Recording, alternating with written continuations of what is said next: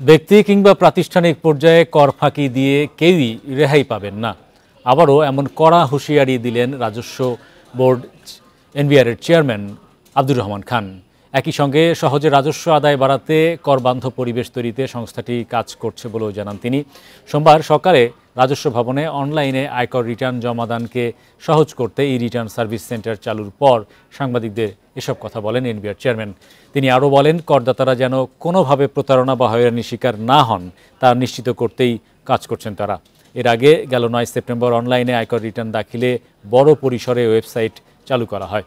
21 September পর্যন্ত 13 দিনে online return দাখিলের সংখ্যা 20,000 ছাড়িয়ে গেছে বলে জানায় এনবিআর।